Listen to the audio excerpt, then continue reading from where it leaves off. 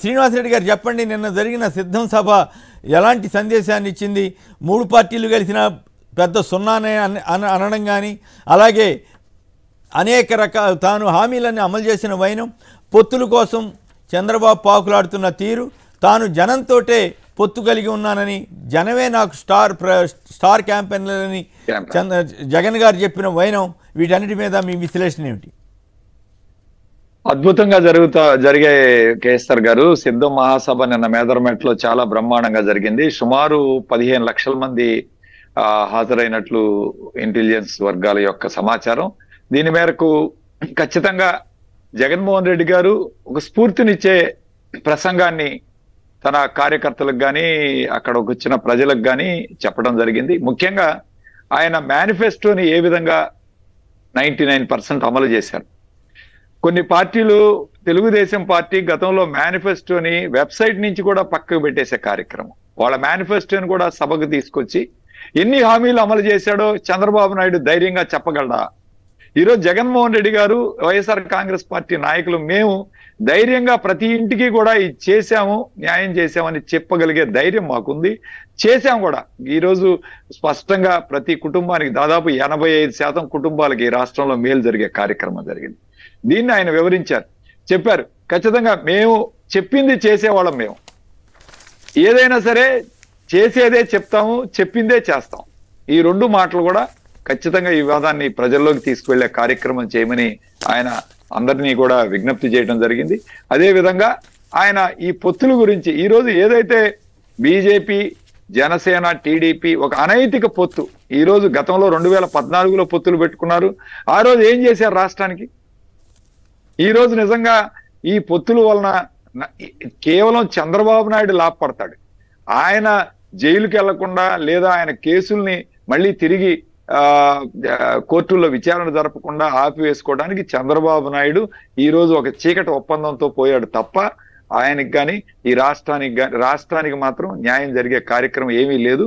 నిజంగా బీజేపీతో పొత్తు పెట్టుకొని వాళ్ళు న్యాయం జరగాలంటే ప్రత్యేక హోదాను ఇవ్వమని అడగండి. ఈరోజు స్ట్రైట్ ఫార్వర్డ్ గా విశాఖ ఉక్కు స్టీల్ ని ఈ రోజు ప్రైవేటీకరణ చేయకుండా ఒక హామీని ఇవ్వమని ఎలక్షన్ ముందు నీ యొక్క పొత్తుతో ముందే ఒక క్లారిటీ ఇవ్వమనండి. ఈ రాష్ట్రానికి మేలు చేసిద్దేమో కార్యక్రమం అడుగుదాం.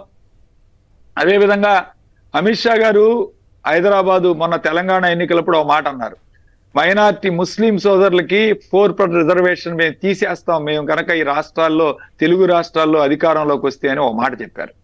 ఈ రోజు నేను స్పష్టంగా అడుగుతా ఉన్నాను, చంద్రబాబు నాయుడు గారు ముస్లిం రిజర్వేషన్ ని ఈ రోజు రాజశేఖర రెడ్డి గారు పెట్టిన ఈ యొక్క 4% రిజర్వేషన్ ఈ రోజు మీరు తీసేసే ధైర్యం, ధైర్యం ఉందా? ఈరోజు మీరు ఈ విధంగా మాట్లాడతారు? ఈరోజు ముస్లింల యొక్క ఈరోజు జీవితాలను మార్చేసిన నైజం ఈరోజు మనం చూస్తున్నాం. మాకు ఒక చిన్న గ్రామం ఉందండి, చిన్న తురకపాలెం అనే గ్రామం, కేఎస్ఆర్ గారు. ఆ గ్రామంలో గతంలో గోతాలు కుట్టుకొని వ్యాపారం చేసేవాడు, చిన్న చేతి వృత్తులు చేసుకునేవాడు. అలాంటి గ్రామం నుంచి ఈరోజు 29 మంది డాక్టర్లు, 200 మంది ఇంజనీర్లు ఈరోజు చదువుతున్నారు ఆ గ్రామంలో. అది ఎయిమ్స్ లాంటి ప్రెస్టీజియస్ ఇన్స్టిట్యూషన్ లో 4 చదువుతున్నారు, 8 మంది పీజీలు ఈరోజు చదువుతా ఉన్నారు. ఇలాంటి వాళ్ళ జీవిత శైలి మారిపోయింది.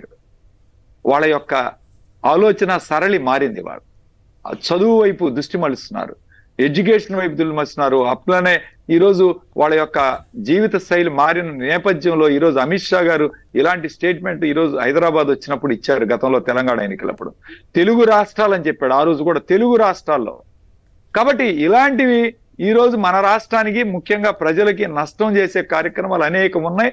వీటన్నిటిని కూడా పక్కన పెట్టి కేవలం తన స్వలాభం కోసం తను ఢిల్లీ చుట్టూ పడిగాపులు కాల్చి 2-3 రోజులు ఉండి ఆంధ్రుల యొక్క ఆత్మగౌరవాన్ని తాకట్టు పెట్టి తన స్వార్థం కోసం చంద్రబాబు నాయుడు ఇవాళ పొత్తు పెట్టుకున్న మాట వాస్తవమా కాదా?